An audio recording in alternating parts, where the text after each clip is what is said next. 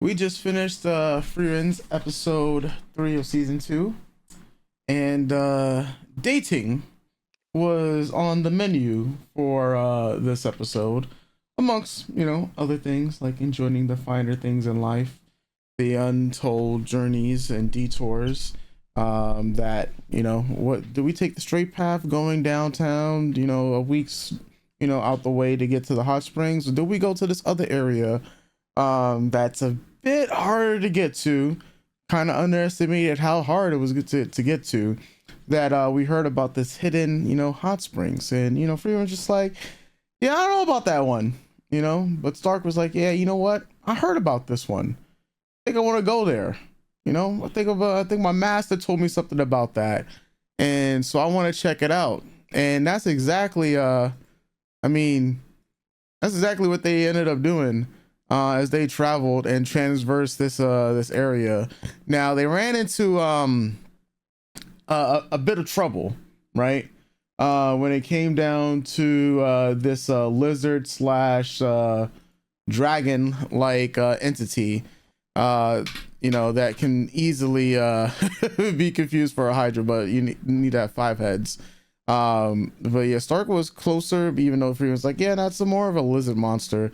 Now, for how imposing this lizard monster was, and for Stark to be the quote unquote bait, which seems to be the case in a lot of their monster rancher adventures, it feels like. Stark and Monster Rancher. Yes, yep, that's a good old school anime series. Yeah, like just thinking about that, bringing up the memories. But yeah, like with when you have Frieren and Fern, ain't too much danger that you can't stop. Especially with basic offensive magic has and how far it's come. But yeah, they off screen the this monster lizard, and Stark looks like he's just bro is done. He's done, bro. He's over this. But he was still able to enjoy the finer things in life when they eventually got to the hot spring, which is nothing more than, as they just called, like a foot bath, But at the end of the day, it was all about that scenery, and then just acknowledging that it's just, it's cool to just take random journeys and enjoy the scenery with your friends and the people you're traveling with. It was a great point of reflection for, Stark, and he wanted to see what his master saw. For Frieren, she didn't know at first hand if Stark's master, had said that this is what the scenery was all about, especially for Himmel, because Himmel, he was determined to get to this area no matter how hard it was. So it's a great reflection point. And just for this panel here itself, of them just enjoying the skies, like these side quests, and that's what Frieren is. It's a lot of side quests. Every single arc, every episode puts together about 1 to 2 side quests, and you stack enough side quests so that when you actually tackle like the main quest, which is like the main story of the anime, I guess you could say it just hits that much harder, because you're locked in for something that's going to be another enthralling type of story in and of itself. I guess you could say the second half of the episode, because if you look at last week's episode, the hero of the South, right? Then the demon sword. If you look at this episode, the hot spring, aka the foot bath, then the big date. And Frieren technically would say that she was been on, like, according to Frieren, a date is just your alone time with the opposite sex, but that's what she was taught by her master. And so now she just considers every time she's out with somebody else with opposite sex, that is now a date. So, which is why I said technically Frieren right now is on a date with Stark. Now, I'm glad, Frieren didn't just say that, oh yeah, I went out on a date with Stark because, it's a Fern, where clearly, Fern has she's a smart girl, but we also seen that she's very prone to misunderstandings as well. So if Frieren would have just, like, I'm glad she asked Frieren in the beginning, "Have you been on a date?" And Frieren was like, "Yeah," but she's like, "Of course you haven't, right?" And then as Frieren is like explaining it, she was just like, "All right, yeah, you don't." She's like, "Listen, Mhm. you don't know what you're talking about, Grandma." Like, even though she Right. didn't say Grandma, that's what, like, she understood, and she just checked out. She was like, "I'm done with you. I'm going to sleep." She's like, "Yeah," and I wonder. She's like, "Come to think of it, I've been on a date with this, that, and the fourth," and she just went on her merry way. And Stark was like, the whole premise of this whole thing was for Stark to be like, "You know what? I'm gonna play a half-hearted, and I say half-hearted, prank on, forget back on Stern." I said Stern. Jesus Christ, that's their fandom ship name. Apparently, right? On Stark plays this prank on Fern, um and it's half-hearted because obviously we know these two like each other, but it's just their words are not catching up to what is currently how they're feeling about each other, right? And yeah, uh Stark, you're in some trouble, my brother. So is Fern. Yeah, in some trouble. It's a very slow burn to the relationship. um and Frieren is overlooking at this like a parent. She might not think she's a good parent, but as we know, Frieren, with her personality, she realizes things much later, and much later can be days, weeks, years, and we mean years. So sometimes like decades, and then all the way to like centuries before she realizes like the lessons that was imparted on her. But with Stark and Fern, she's starting to recall those lessons more so, and realize the greatness that was imparted on her through the experiences that she shared with the former hero party and with others that she met over her illustrious 1,000 plus year career. As the lady and the actual Olsen was just like, "Yeah, you look good. You look young for you're looking young for age." Meanwhile, this person is 10 times your, 100 Mm. times your age. Um, yeah. Overall, all in all, great episode. And when the dating portion happens, that should be pretty interesting for how awkward right now Stark and Fern are with each other, for two people who obviously have feelings for each other, but that too is a part of the journey that they are undergoing. So yeah. Yep. Hmm. I definitely the first half of the episode hit me in the heart and the soul and in the feelings. It really is about listening to the people around you too, and even though they're not being so transparent about their motivations, trusting them enough to be like, all right, this is what you want to do. Okay, this is what we're gonna do. And I like that Freeman is very much open to that. And it's like you said, it's like um did Stein tell him about the hidden hot spring, or or is it just something that he wants to see for himself just to be sure? Like, she's taking a gamble, but she's trusting him enough to be like, yeah, okay, you want to do this, we'll do this. And it's about listening to the people around you and giving them the opportunity to experience things and to share that experience with you. That's what that whole section was, right?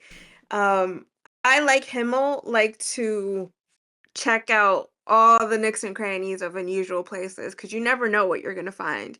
You never know what you're going to see and what you're going to feel and what's going to affect you and stay with you, unless you check, unless you just do your best to check everything.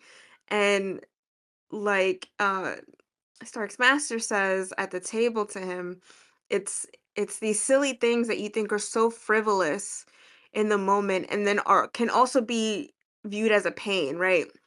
All the walking, all the hiking, all this just to get to what, a little splash pond, Mm-hmm. but then you walk away with it, or you sit down in the moment and enjoy all the hard work to see the sunset, right, together. And you walk away going, We did that together. It's a silly little thing, but we did it together. It's holding on to those memories, and it's those moments that some people will brush off or think are inconsequential that tend to carry the most weight and are long lasting and influential too, because if it wasn't for him telling Stark at the table, like, and if it wasn't for those feelings that were emoting on a very stoic man, very stoic dwarf, he was still Stark was still able to pick up on it, like it was important to him. If this silly thing was important to him because he got to do it with the people he cared about. He got to do it with his party. He got to see the world in a way that if they hadn't taken this caveat, this detour, they wouldn't have been able to see it, this view. And I think that's just such a beautiful thing to note. Yes, it's a pain in the ass to walk and to trudge and to, you know, to get to this place where it doesn't meet the expectations that you may have set up in your head. But it's a detour you took and you're getting to share this experience with the people you care about and the people that are around you. You all get to sit there in the silence and watch the sunset and watch the sky change colors from a viewpoint that if your life is so go go go, or if you don't take those opportunities, you won't ever get to see the world that way. And I love that because that's how I see a lot of things, that sometimes you just have to take the long route, or yeah, like I mentioned before, take the detour. Take a lot of detours in life because you never know how it's going to change your perspective or how it's going to influence you, and then you carry these memories with you and how it's going to influence the person you share those memories with.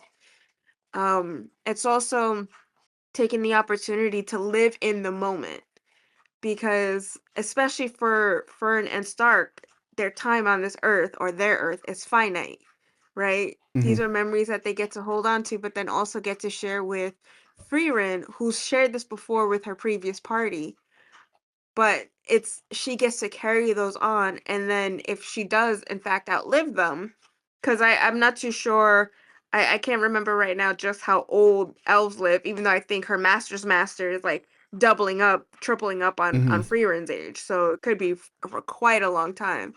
But then Frieren gets to come with someone else and they get to see that, or Stark gets to tell someone along their journey, or he becomes a master to someone else, and then his charge goes on and goes to see the Yeah. world from that viewpoint.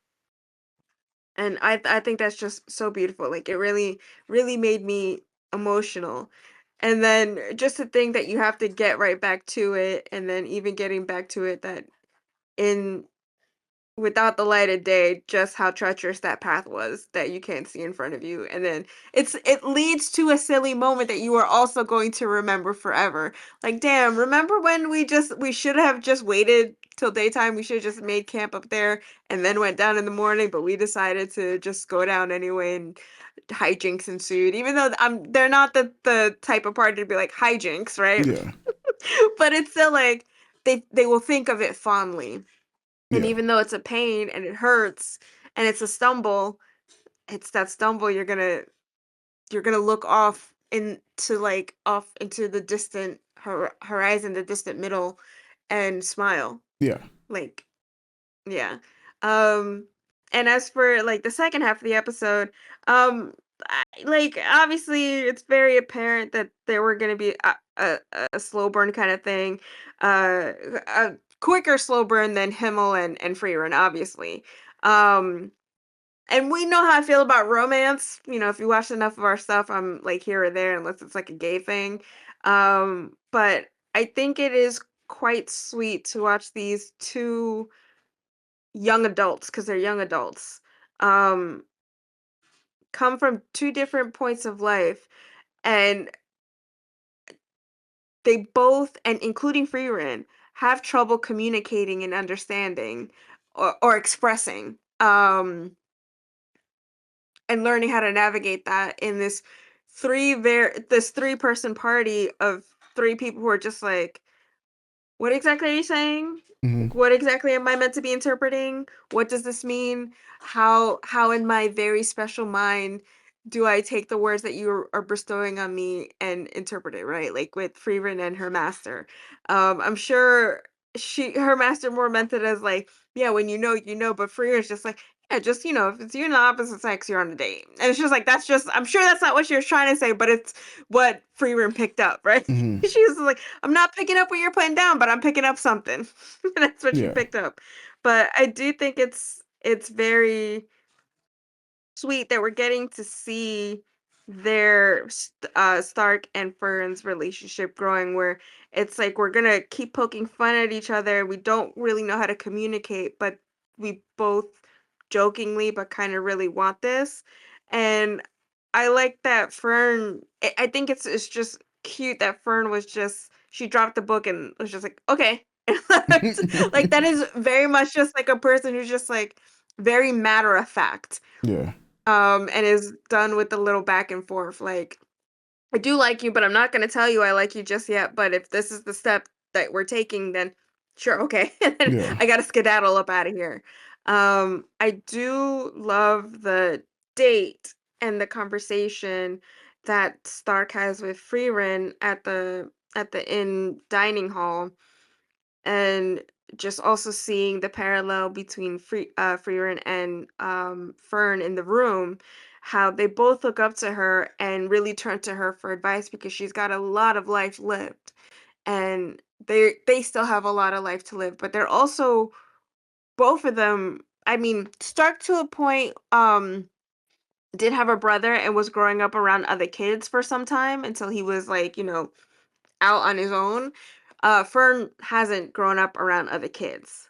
So it is two people turning to a mentor figure who don't who I don't think like Fern doesn't know how to navigate this kind of thing. This is also all new to Hmm. Stark, even though he's had more connection and more time with people his age. Up to a point. I think now it's Yeah. just Fern that is around his age, and that's Yeah. the Because only they're person. both I mean, 18. and then I was gonna say the witches council, the magic test and all that. He also got to he was very much in his element, way more comfortable getting to know people, and we saw that in the first episode where they catch back up with the other crew, and how Yeah. he just slots right in and can talk and drink and have a good time. And Fern is a bit more reserved because she hasn't had the opportunity to do that. I think even Yeah. during the testing, it's not like she got to know any of the other test takers. She was just there to do the damn thing. Yeah. Um, the most we saw was when my girlfriend, the blonde witch or the blonde magician, was petting Freeman's hair, and Fern got jealous. Like that's I think the most, and then like coming to a semi base level understanding of the other test takers, but she didn't walk away with lasting friendship. She didn't walk away with connections the way Stark has. Yeah. So it is very like someone who has a bit more social acumen kind of courting someone who doesn't. So how do we navigate that? Talking to someone who does have a lot of s- you know socializing, but still is very her, a very unique individual, Hmm. right? Because Frieren also spent a lot of time in isolation. So it's like, a little bit of this, a little bit of that, but where does she fall really? She's just her own person who sees the world as it is. Yeah. I like the date that the date or walking around and, Frieren just kind of schooling Stark on what to do with Fern. And then that question of, whether or not she's a good parent. And I chimed in with you at least you keep her safe. And that's something. And I love that Stark was just like, but these you remembered. If you weren't good to her, if you weren't looking out for her, you wouldn't have held on to these things to pass that information on to me, to be aware of it. Yes, Steiner told you. Not Steiner. Hayden. What's the priest's name? Yeah. Even though he told you because he raised her, you could have forgotten all of that. You could have just slotted it away and it not mattered, but you care about Fern, so you remember, and that's what's important. In the small gestures, even though you didn't learn those things yourself, you're taking on that education and applying it. and then in applying it, you're also teaching her more and learning more about her as Fern grows up. So parenting styles are different, mentor styles are different, and I like Stark. I do feel Frieren is a very good protector and mentor and parental figure for Fern. They both look out for each other. She just wants the best and she wants her to be better and she wants to navigate this and even in this journey, she's becoming more open to Fern in her life and the place that they have in each other's lives. I think Fern turning to Frieren again is just how much even though she gives Frieren a lot of shit, right? She feels like she's older than Frieren because she feels that Frieren is very frivolous. But like as Stark says, even if it's 2 days, it means nothing. That seems like a blink for Frieren. And sometimes like that, when time just passes and it just passes for you, it's not Hmm. like finite for you. Um, Frieren kind of really does live in the moment, right? When Yeah. she's able to. It's these little detours, these grimoires, these learning these little spells, these conversations, taking on the lizard. Like she heard it and she was just like, "Yeah, no, we gotta do this. We're gonna do this, and this is how we're gonna do it." She can live in the moment. And for Fern, who's had everything taken away from her, I think in that type of structure, even at 18, it's still hard to, she's learning to be more free in that way. Um, and it is funny, it's a generational thing, but it's like these kids talking to this adult, and this adult's just like, I know more than you think, and you gotta stop calling me old. And I Yeah. think it is funny how, you know, in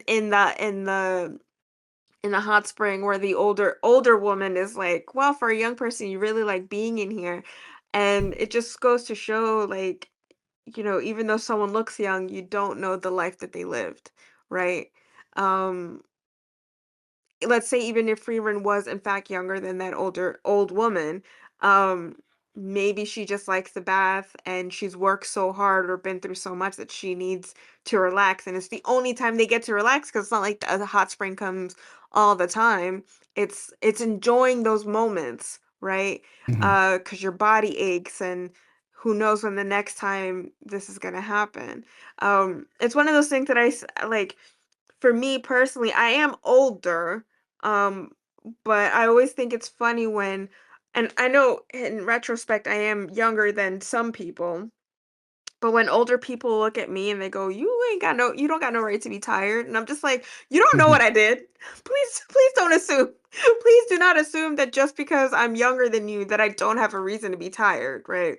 It's a mix of those feelings and just let me enjoy this where I need to sit down and like, I enjoy sitting down. I enjoy sleeping. I enjoy those relaxing moments because of the life you know, or what's going on in my brain or whatever. But I think it's really sweet that we have that and then have these two kids asking her questions and then because asking her questions on how to date. And it's just like, even for the thousands of years that she's living, has Frieren actually been courted? Like you mentioned, it took her forever to realize that she was in fact in love with Himmel, Hmm. and even then, it's like, okay, well, what do you do with that now? Is she the type of person to pursue a love life even in this next journey?